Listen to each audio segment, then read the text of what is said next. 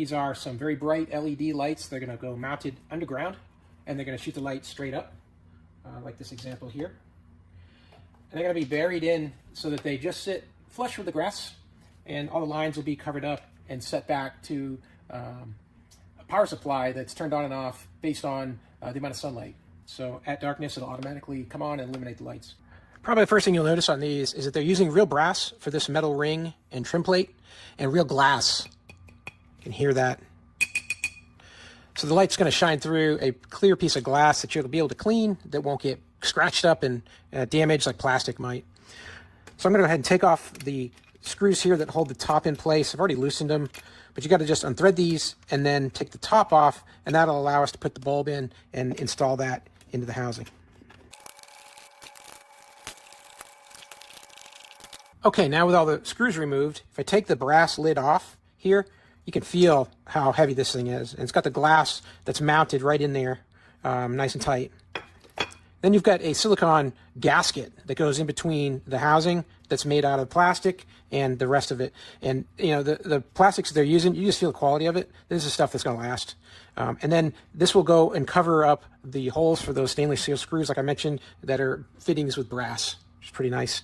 Now to put the bulb in here, you're going to be able to adjust that. I'm going to shoot mine straight up and down, but the holder for the bulb moves, so you can tilt it. So if you wanted your light to be flush to the ground but aiming off to the right, you can do that by just tipping it off to the side like that. So in my case, I'm going to use them straight up, but let's plug the bulb in. And then I'm going to center mine so that it points basically straight up, because that's going to be how I'm going to angle it against the wall. I want it to go straight up. So with my bulb in and the angle set, what I'm going to do next is I'm going to put that gasket back on, line it up with the holes. And then I'm going to take the brass top and line that up as well. Get everything nice and square, and then I'll put my stainless steel screws back in.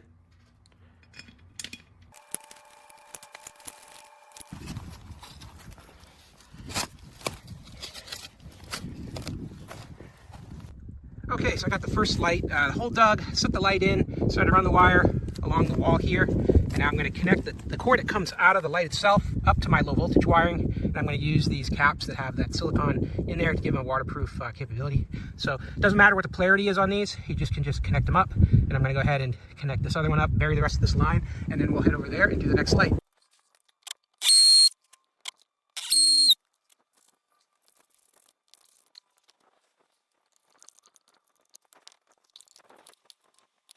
Turn them on the power supply, do a quick test, and we've got power. So can't wait to come back tonight and see how these look.